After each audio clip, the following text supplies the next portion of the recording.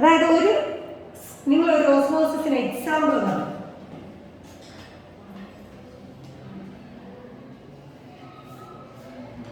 ഇപ്പൊ ഉണക്കമുന്തിരി കണ്ടിട്ടുണ്ടോ? റൈസിൻസ് അല്ലേ? റൈസിൻസ് എടുത്ത് വെള്ളത്തിലിട്ടാൽ എന്ത് സംഭവിക്കും? അത് വീർത്ത് വരും അല്ലേ? അതൊരു എക്സാമ്പിൾ ഓഫ് ഓസ്മോസിസ് ആണ്. എന്താണ് അവിടെ സംഭവിക്കുന്നത്? വെള്ളത്തിലിടുമ്പോൾ വെള്ളം എന്ന് പറഞ്ഞാൽ എന്താണ്? സോൾവെന്റ് ആണോ സൊല്യൂട്ട് ആണോ? സോൾവെന്റ് ആണ്. ഗ്രേപ്സ്, ഡ്രൈ ഗ്രേപ്സ് എന്ന് പറയുന്നത് റൈസിൻസിന്റെ നമുക്കറിയാം പിന്നെ സെൽ വോളുകളുണ്ട് അല്ലേ? സെൽ വോളുകളെ നമ്മൾ സെമി പെർമിയബിൾ മെംബ്രൈൻസ് എന്നാ പറഞ്ഞത്. കേട്ടുണ്ടോ? Semi permeable membranes. മലയാളം അറിയാമോ? മലയാളം നമുക്ക് വേണ്ട അല്ലേ? എനിക്ക് മലയാളം അർത്ഥദാര്യ രണ്ട് സ്ഥലം. സെമി പെർമിയബിൾ മെംബ്രൈൻ്റെ പ്രത്യേകത എന്ന് പറഞ്ഞാൽ ഇതിലെ ഹോളുകളുടെ സൈസ് വളരെ ചെറുതാണ്. Very fine holes. ഒരു സൊല്യൂഷനില് 2 കമ്പോണന്റുകളാണുള്ളത്. ഏതൊക്കെയാണ്? സൊല്യൂട്ടും സോൾവെന്റും. ഇതിൽ ഏത് കമ്പോണന്റിന്റെ പാർട്ടിക്കിൾ സൈസ് ആണ് സ്മോൾ ആയിട്ട് വരുന്നത്? അറിയത്തില്ലെങ്കിൽ സോൾവെന്റിന്റെ പാർട്ടിക്കിൾ സൈസ് വെരി വെരി സ്മോളും ഇതെന്തായിരിക്കും? കമ്പയർഡ് ടു ദിസ് എന്തായിരിക്കും? ലാർജും. അപ്പോൾ ഈ സെമി പെർമിയബിൾ മെംബ്രെയിൻ ഇതിൽ ഒരാളെ മാത്രമേ ഇതിലൂടെ കടന്നു പോകാൻ അനുവദിക്കത്തുള്ളൂ. ഏറ്റവും ചെറിയ ആൾ ആരാണോ അയാൾ. അതാരാണ്? അപ്പോൾ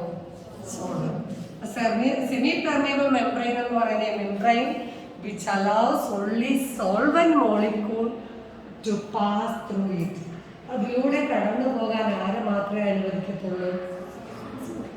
അപ്പൊ നമുക്കിനി ഓസ്മോസിസ് എന്താണെന്ന് നോക്കാം. ഇപ്പൊ ഞാൻ 2 ഗ്ലാസ് പാത്രങ്ങൾ എടുക്കും. ഒന്നില് വാട്ടർ എടുത്തു.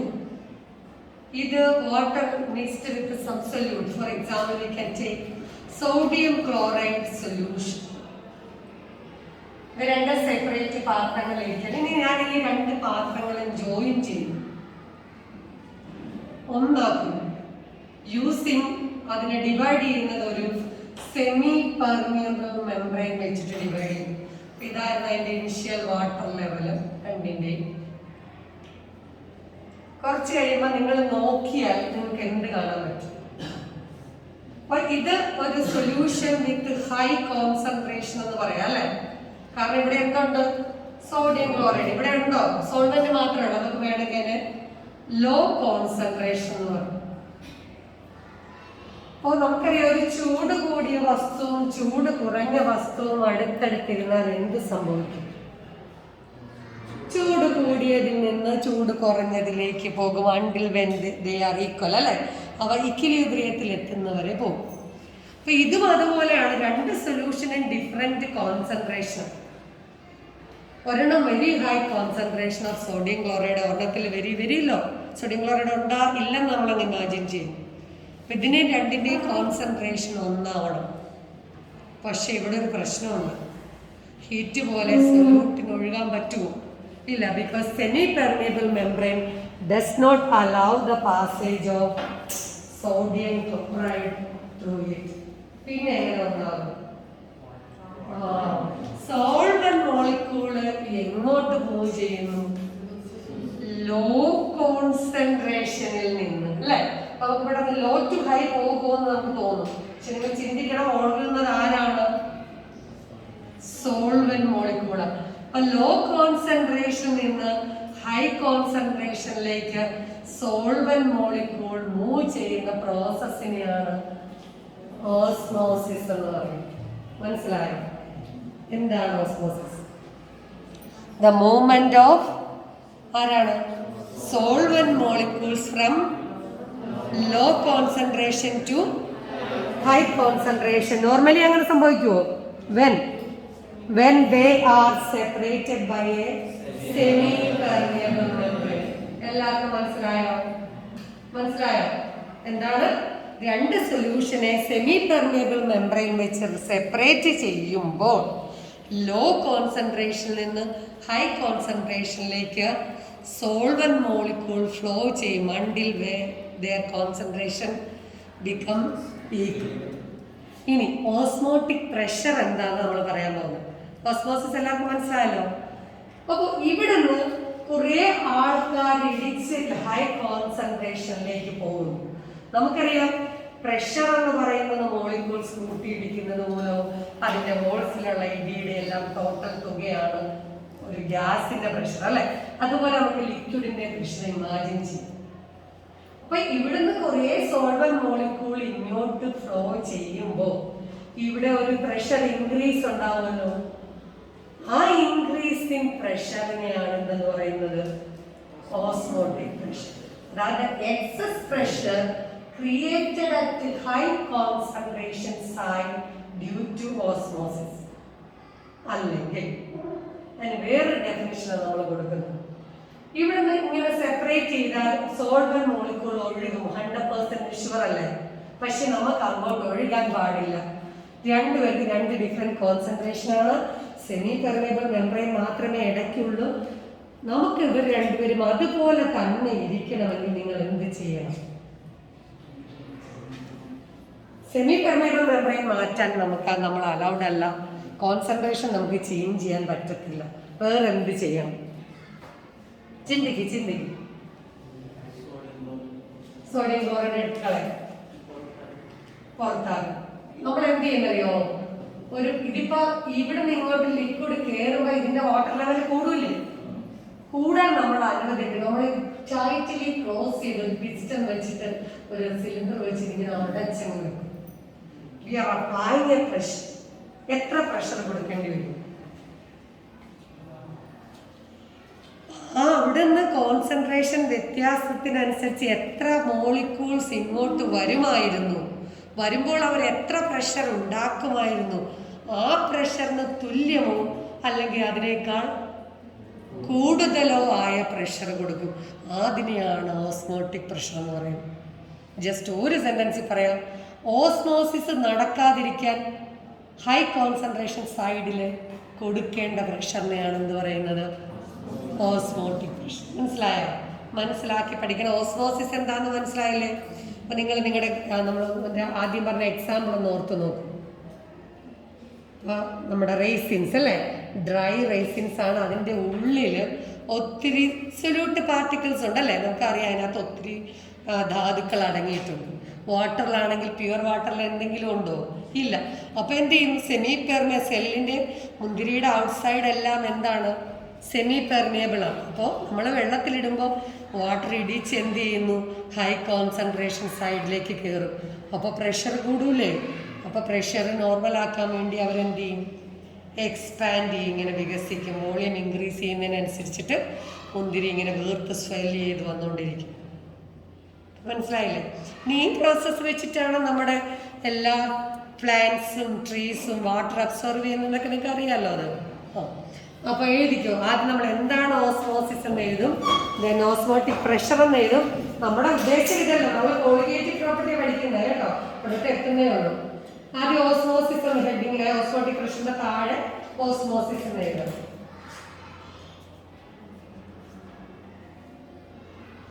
ഒന്ന് മനസ്സിലാക്കിക്കൊണ്ട് എഴുതിക്കുക. എന്താണ് osmosis? Process of movement of solvent molecule from low ആണ് എപ്പോഴും കേട്ടോ. എപ്പോഴും നമുക്ക് ഹൈറ്റ് ലോ എഴുതാനൊരു ടെൻഡൻസി ഉണ്ട്, അങ്ങനെ എഴുതരുത്.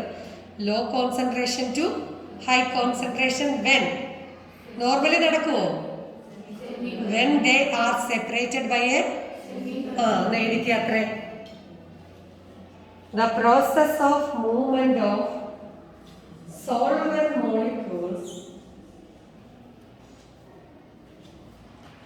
the process of movement of solvent molecules from a solution of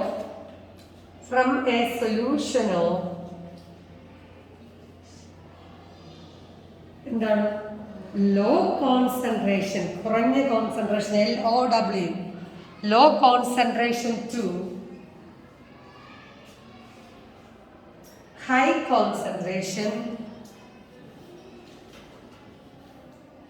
low concentration to high concentration. Concentration C ആണ്, CONC, എപ്പോഴാണ് കോമ ഇട്ടിട്ട് എഴുതണം, ആ കണ്ടീഷൻ വേണം. നോർമലി ഒരിക്കലും അങ്ങനെ നടക്കില്ല അല്ലേ. നമ്മൾ എന്താണ് ഒരു പാത്രത്തിൽ വെള്ളം എടുത്താൽ മേളിൽ കൊണ്ട് ഉപ്പുവെള്ളം ഒഴിച്ചു കഴിഞ്ഞാൽ ആ ഉപ്പാണ് ഒഴുകി താഴെ ചെന്ന് ഒരുപോലെ ആകുന്നത്. നോർമലി ഡിഫ്യൂഷൻ പോലെയാണ് നടക്കുന്നത്. പക്ഷേ ഇത് നമ്മൾ സെമി പെർമിയബിൾ വെച്ച് സെപ്പറേറ്റ് ചെയ്താലേ ഇങ്ങനെ നടക്കുകയുള്ളൂ. കാരണം സെമി പെർമിയബിളിൽ കൂടി ആര് മാത്രമേ പോവുള്ളൂ? സോൾവെന്റിന് മാത്രമേ പോകാൻ പറ്റുള്ളൂ. അതിൻ്റെ സൈസ്, പോസിൻ്റെ അതിൻ്റെ സുഷിരങ്ങളുടെ സൈസ് വളരെ കുറവാണ്. ഹൈ കോൺസെൻട്രേഷൻ when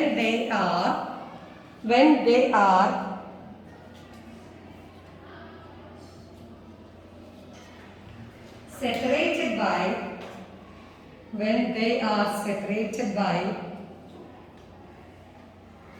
spelling ബോർഡിലുണ്ട് semi permeable membrane. Semi permeable membrane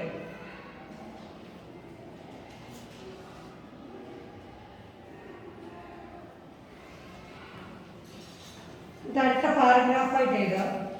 As a result,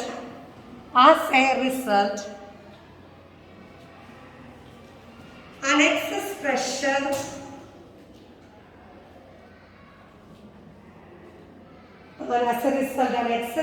is created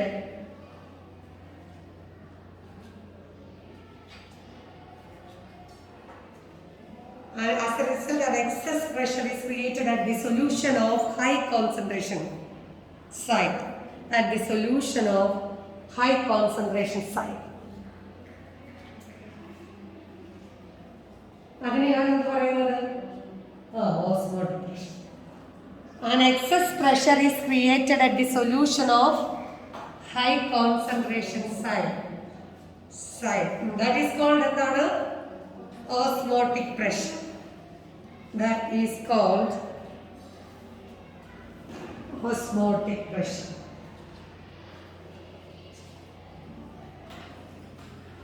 ഇതിന് അതിനൊരു വേറൊരു ഡെഫിനിഷൻ കൂടി നമ്മൾ പഠിച്ചില്ല, അത് പറയണം. എന്താണ്? ഓസ്മോസിസിനെ പ്രിവെന്റ് ചെയ്യാൻ ആവശ്യമായ പ്രഷറിനെ എന്ത് പറയും? Osmotic pressure. എങ്ങനെ എഴുതും? The pressure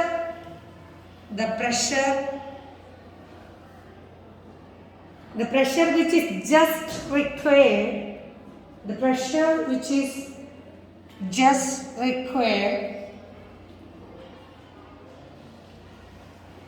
to prevent the pressure which is just required to prevent the process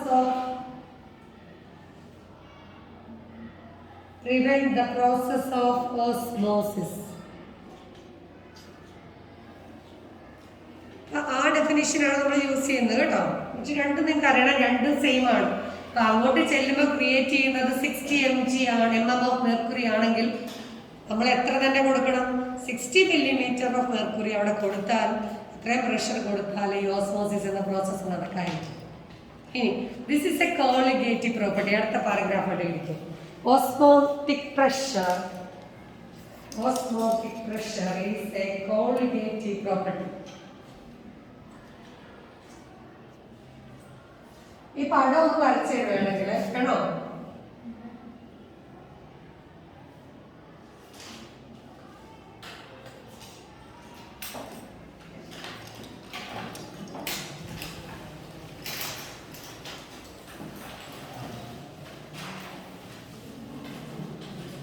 നിങ്ങൾക്ക് ആ രണ്ട് ചെയ്യുമ്പോഴും നല്ല വൃത്തിക്ക് വരയ്ക്കാൻ കേട്ടോ. എനിക്ക് ഇത്രയും വൃത്തിക്ക് വരയ്ക്കാൻ അറിയത്തുള്ളൂ.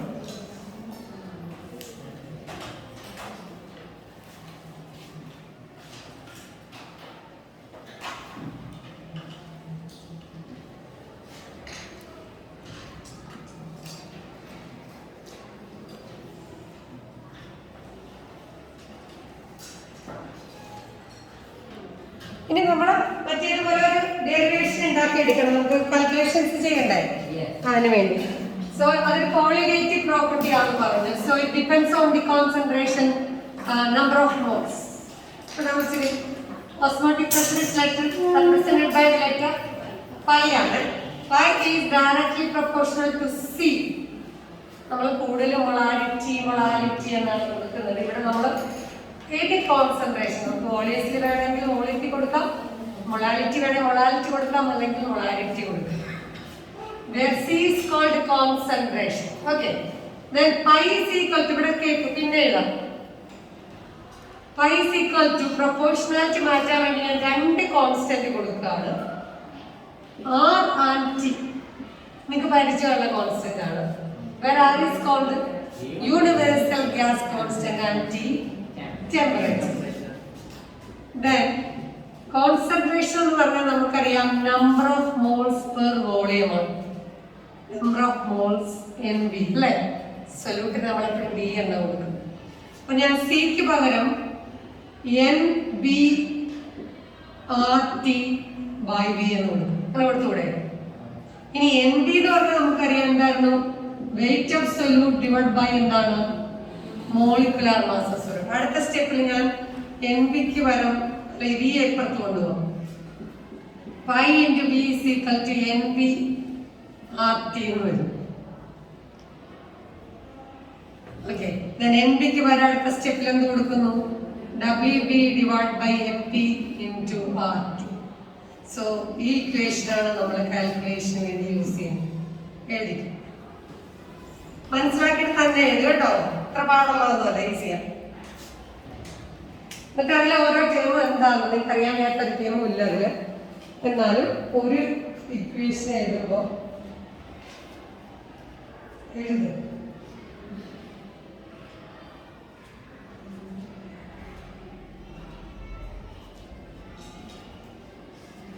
സി എന്താണെന്ന് അറിയാൻ വേണ്ടി എഴുതണം ആദ്യമേ. സി പെട്ടെന്ന് എവിടെ നിന്ന് വന്നു?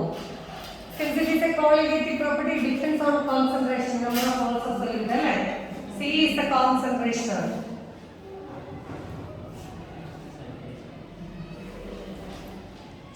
Okay?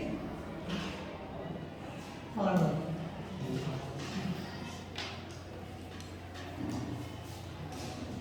R എന്താണ്? Universal gas constant. T temperature. ബാക്കിയൊക്കെ അറിയാലോ അല്ലേ? WBയും MBയൊക്കെ അറിയാലോ.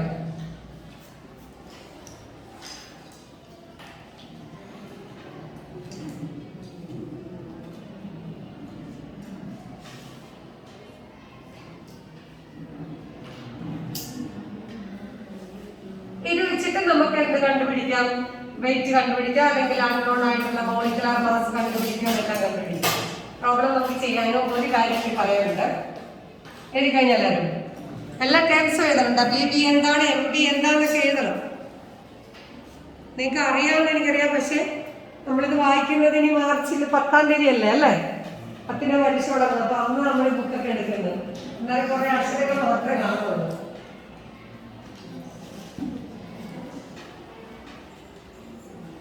പിന്നെ ഇപ്പൊ ഞാൻ പഠിപ്പിക്കുമ്പോൾ ഞാൻ W കൊടുക്കുന്ന വെയിറ്റിന്, വേറെ ടീച്ചർ വേറെ ടേമായിരിക്കും കൊടുക്കുന്നത്.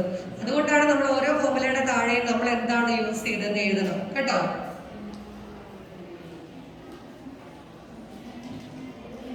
പൈ എന്താ? പൈ ഓസ്മോട്ടിക് പ്രഷർ, അല്ലാണ്ട് മാറ്റിലെ പൈ അല്ല കേട്ടോ.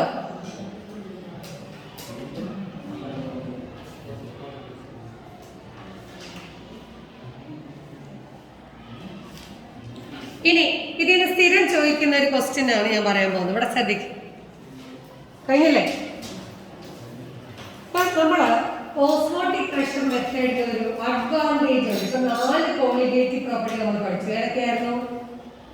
ഒന്നാമത്തെ ഏതായിരുന്നു? Relative lowering of vapour pressure. രണ്ടാമത്തത് എലിവേഷൻ ഇൻ ബോയിലിംഗ് പോയിന്റ്. മൂന്നാമത്തത് അത് 3 പേരും റിലേറ്റഡ് ആയിരുന്നു അല്ലേ? കാരണം വേപ്പർ പ്രഷറിനോട് റിലേറ്റഡ് ആണ് ബോയിലിംഗ് പോയിന്റും ഫ്രീസിംഗ് പോയിന്റും. ഇനി നമ്മൾ പ്രോട്ടീൻസ് പോലുള്ള മോളിക്യൂൾസിന്റെ കോളിഗേറ്റീവ് പ്രോപ്പർട്ടി വെച്ചിട്ട് നമ്മൾ മോളിക്കുലാർ മാസ് കാൽക്കുലേറ്റ് ചെയ്യാന്ന് വിചാരിച്ചു. പ്രോട്ടീൻസിനൊരു എക്സാമ്പിൾ പറഞ്ഞാൽ നമ്മുടെ മിൽക്ക്, അല്ലെങ്കിൽ റബ്ബർ മിൽക്ക്, അല്ലെങ്കിൽ ഏത് പോളിമേഴ്സ് വേണേലും പറയാം. അതിൻ്റെ പ്രത്യേകത ഇതിൻ്റെ സൈസ് വളരെ കൂടുതലാണ്. They are polymers. Polymers എന്ന് പറഞ്ഞാൽ ഒരു 10,000 ആറ്റംസ് ഒക്കെ കണക്ട് ചെയ്തായിരിക്കും വരുന്നത് അല്ലേ? അപ്പൊ നമ്പർ ഓഫ് പാർട്ടിക്കിളിനെയാണ് കോളിഗേറ്റീവ് പ്രോപ്പർട്ടി ഡിപ്പെൻഡ് ചെയ്യുന്നതെന്ന് പറഞ്ഞു. അപ്പോൾ 1 മോൾ എടുത്താൽ ചെറിയ പാർട്ടിക്കിൾ ആണെങ്കിൽ കുറേ പേരുണ്ടാവും.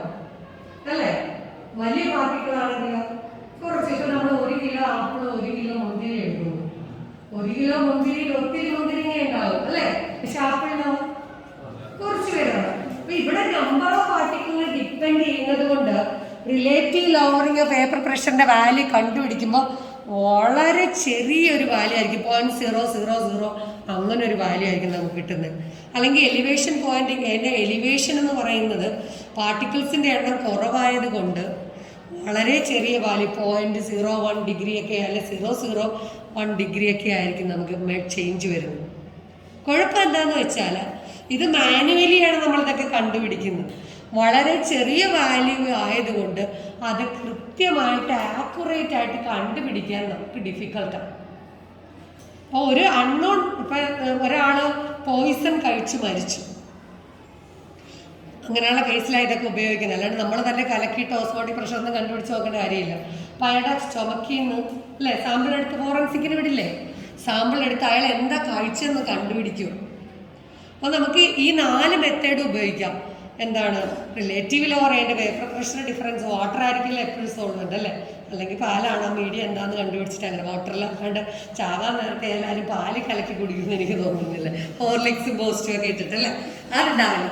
അപ്പോൾ വാട്ടർ സോൾവെൻ്റ് വെച്ചിട്ട് അതിൻ്റെ റിലേറ്റീവ് ലോവറിങ് പ്രഷറോ എലിവേഷൻ ബോയിലിംഗ് പോയിന്റോ ഫ്രീസിങ് പോയിന്റോ കണ്ടുപിടിക്കുമ്പോൾ ഈ പ്രോട്ടീൻ പോലുള്ള പോളിമർ ആയിട്ടുള്ള എന്തെങ്കിലും സബ്സ്റ്റൻസ് ആണ് അല്ലെങ്കിൽ മോളിക്കുലാർ മാസ് കൂടിയ ആളെയാണ് കഴിച്ചതെങ്കിൽ അതിലെ പാർട്ടിക്കിൾസിൻ്റെ എണ്ണം കുറവായതുകൊണ്ട് ദ കോളിഗേറ്റീവ് പ്രോപ്പർട്ടീസിൻ്റെ വാല്യൂവിൻ്റെ മാഗ്നിറ്റ്യൂഡ് വളരെ ചെറുതായിരിക്കും.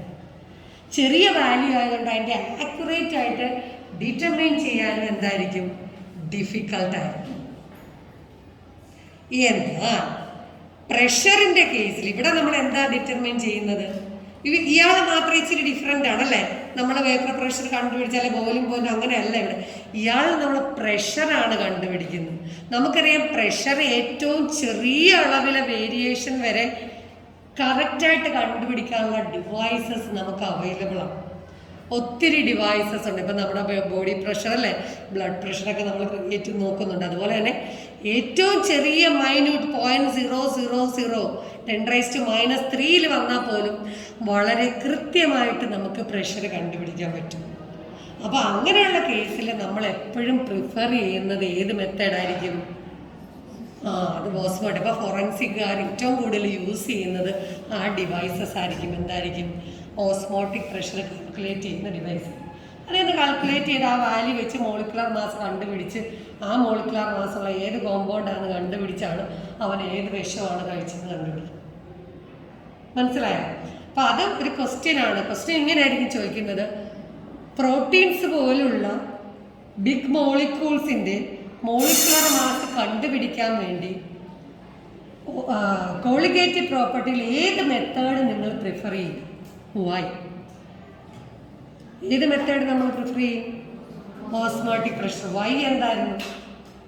സിൻസ് പോളിമേഴ്സ് പോലുള്ള ബിഗ് മോളിക്യൂൾസ് ആയതുകൊണ്ട് നമ്പർ ഓഫ് പാർട്ടിക്കിൾസ് വളരെ കുറവായിരിക്കും അല്ലേ. All colligative properties depends on number of particle. So അതിൻ്റെ മാഗ്നിറ്റ്യൂഡ് വളരെ കുറവായിരിക്കും. ചെറിയ വാല്യൂ കൃത്യമായിട്ട് കണ്ടുപിടിക്കാൻ പറ്റുന്നത് ഏതിനകത്താണ്? പ്രഷറാണ്. ഓസ്മോട്ടിക് പ്രഷർ അല്ലെങ്കിൽ ജസ്റ്റ് പ്രഷർ നമുക്ക് എത്ര ചെറിയ വാല്യൂ ആണെങ്കിലും ആക്യുറേറ്റ് ആയിട്ട് കണ്ടുപിടിക്കാൻ പറ്റും. പക്ഷേ മറ്റു വാല്യൂകളിൽ എന്തെങ്കിലും എന്ത് വരാം, ചെറിയ എറർ വന്നാൽ ആൾ മാറിപ്പോകും അല്ലേ, കഴിച്ച സാധനം മാറിപ്പോകും. അതുകൊണ്ട് എപ്പോഴും മാക്രോ മോളിക്യൂൾസ്, ബിഗ് മോളിക്യൂൾസിനെ പറയുന്നത് എന്താണ്, മാക്രോ മോളിക്യൂൾസിൻ്റെ മോളിക്കുലാർ മാസ് ഐഡൻറ്റിഫിക്കേഷൻ മെത്തേഡിൽ നമ്മൾ എപ്പോഴും പ്രിഫർ ചെയ്യുന്നത് ഏതാണ്? Osmotic pressure. അത് ഞാൻ നോട്ടായിട്ട് തന്നാൽ പോരാ. നമ്മുടെ ചാപ്റ്റർ ഓൾമോസ്റ്റ് ഫിനിഷ് ചെയ്തു. ഇനി ചെറിയൊരു കാര്യം കൂടി ഉണ്ട്, അത് നെക്സ്റ്റ് ക്ലാസ്.